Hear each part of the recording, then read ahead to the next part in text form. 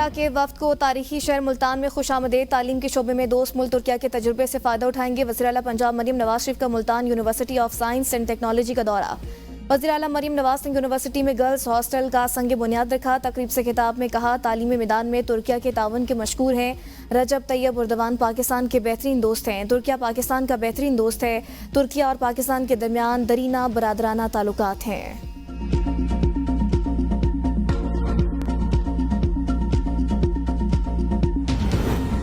तरसलाती ज़र में रिकॉर्ड इजाफे से मुल्क की मशत का पहिया जाम करने का नारा लगाने वालों के दावे धरे के धरे रह गए। वज़ीर आज़म शहबाज शरीफ ने तरसलाती ज़र में रिकॉर्ड इजाफे पर कौम को मुबारकबाद देते हुए कहा कि दिसंबर 2024 तक 3.1 बिलियन डॉलर तरसलाती ज़र वसूल हुई, जो कि नवंबर 2024 से 5.6% ज़्यादा है। दिसंबर 2023 से दिसंबर 2024 तक तरसलाती ज़र में 29.3% का इजाफा हुआ। तरसलाती ज़र में रिकॉर्ड इजाफा। वज़ीर आज़म ने कहा, हमारे बैरून मुल्क पाकिस्तानी भाइयों और बहनों के मुल्क कौम की तरक्की में अपना किरदार अदा करने के आनी अज़म की सनद है। पाकिस्तान मौशी इस्तेहकाम के बाद मौशी तरक्की की राह पर गामजन हो चुका है। हुकूमत पाकिस्तान मुल्क की तरक्की और अवामी फलाह बहबूद के लिए पुरअज़्म है।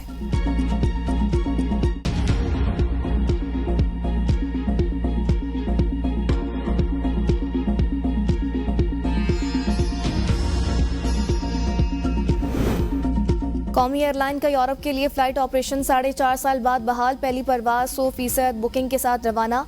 कौमी एयरलाइन की परवाज PK 749 ने पेरिस के लिए उड़ान भर ली। पेरिस जाने वाली कौमी एयरलाइन की परवाज में 323 मुसाफिर सवार हैं। वज़ीर दिफा ख्वाजा आसिफ ने मुसाफिरों को अलविदा किया।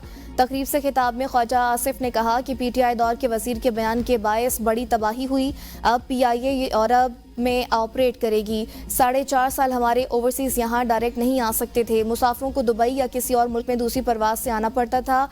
PIA हमारी शनाख्त है। वज़ीर के बयान की वजह से हम अपनी शनाख्त से महरूम कर दिए गए। इन तमाम अफराद के शुक्रगुजार हैं जिन्होंने परवाज़ों की बहाली में किरदार अदा किया। तर्जुमान PIA के मुताबिक पेरिस के लिए हफ्तावार 2 बराह रास्त परवाजें चलाई जाएंगी।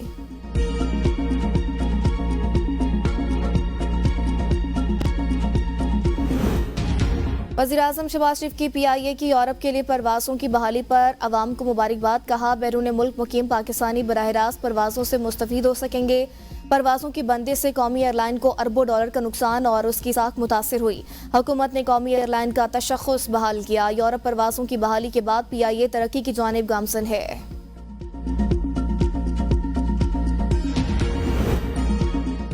बानी PTI डील करके नहीं, मुकदमात से सुरखरू होकर जेल से निकलेंगे। अलीमा खान कहती हैं, बानी PTI के बच्चों से बात कराई जाती है, ना मौलिद से मिलने दिया जाता है। ये रवैया टॉर्चर के जुमरे में आता है। बानी ने कहा है, अब हमारे पास कोई रास्ता नहीं, अपना case international human rights organisation लेकर जाएंगे।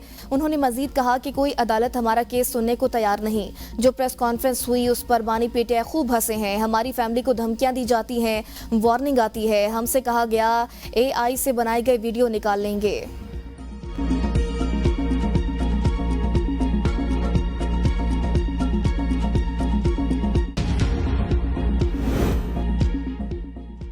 एक्ट का इतलाक सिर्फ फौज पर होता है। फौजी अफसरान को बुनियादी हकूक इंसाफ मिलता है या नहीं, सबको मद्देनजर रखेंगे। फौजी अदालतों के फैसले के खिलाफ अपील एक हद तक सुनी जा सकती है। अपील में सिर्फ बदनीयत दायरा इख्तियार देखा जा सकता है, मेरिट ज़ेर बहस नहीं आ सकते। फौजी अदालतों के केस में जस्टिस जमाल खान मदोखेल के रिमार्क्स। कहा, मुझे 34 साल इस शोबे में हो गए, फिर भी खुद को मुकम्मल नहीं समझता। क्या इस आर्मी अफसर को इतना तजुर्बा और अबूर होता है कि सजाए मौत तक सजा सुना दी जाती है? फौज में जिनके खिलाफ फैसला आए उनको भी दूसरी अदालतों में अपील का हक होना चाहिए। आपके पास अक्सरियत है, कल हाईजैकिंग 302 भी आर्मी एक्ट में डालने कौन रोक सकता है? जस्टिस मुसरत हिलाली ने कहा कि इस नुक्ते पर भी वजाहत करें, फौजी अदालत में फैसला कौन लिखता है? अदालत ने कहा, मालूमात के मुताबिक केस कोई और सुनता है, सजा और जजा का फैसला कमांडिंग ऑफिसर करता है। जस्टिस मुसरत हिलाली ने कहा कि जिसने मुकदमा सुना ही नहीं वो सजा और जजा का फैसला कैसे कर सकता है? 9 मई की FIRs में सारी दफात इंसदादे दहशतगर्दी एक्ट की लगी थी, फिर उन दफात में फौजी ट्रायल कैसे हुआ? वकील वजारती दिफा ने कहा, फैसला लिखने के लिए जज ब्रांच की मुआवनत हासिल होती है। जस्टिस नईम अख्तर अफगान ने कहा कि मिलिट्री कोर्ट्स में कैसे ट्रायल किया जा रहा है, मराहिल क्या हैं, सब बताएं। सब समझ रहे हैं, सिविलियन अदालतों की तरह मिलिट्री कोर्ट्स ट्रायल नहीं होता। वफाकी वज़ीर दाखिला मोहसिन नकवी की मौलाना फजल रहमान से मुलाकात, खैरियत दरियाफ्त की। मुलाकात में बाहिमी दिलचस्पी के अमूर, मुल्क की मजमूई सूरत हाल पर तबादला ख्याल, खैबर पख्तूनख्वा खुसूसन कोरम में क़याम अमन के लिए इक़दामात पर भी गुफ्तगू। मुलाकात में इमदादी अशया के काफिलों की पाराशनार आमद पर इत्मीनान का इज़हार। मोहसिन नकवी ने कहा कोरम में क़याम अमन के लिए तमाम स्टेक होल्डर्स को एतमाद में लिया गया है। बास अनासर ने जानबूझकर कोरम इशू को गलत रंग दिया। सूरत हाल की बेहतरी के लिए ग्रैंड जिरगा की मुखलिसाना काविशों को सराहते हैं।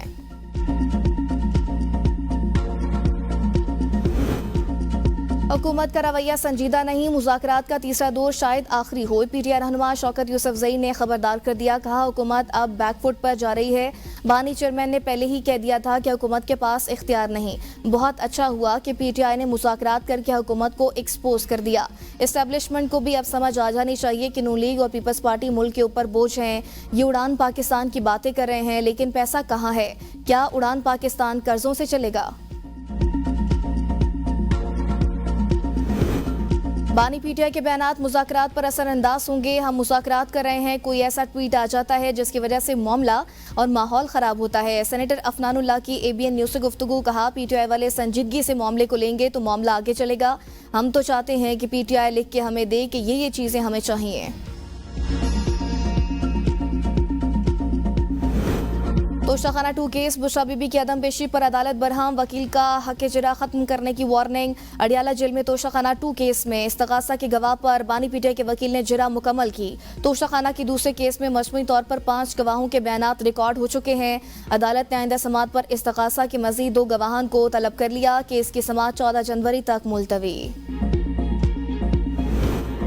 टीचों के एहतजाज केस में पीटीआई के मजीद 153 कारकुनों की जमानतें मंजूर, 24 की मुस्तरद। इंसदादे दहशतगर्दी अदालत इस्लामाबाद ने महफूज फैसला सुना दिया। कारकुनों पर थाना खन्ना, मागला सेक्रेटेरिएट, शमसाबाद, नून और दीगर में मुकदमा दर्ज थे।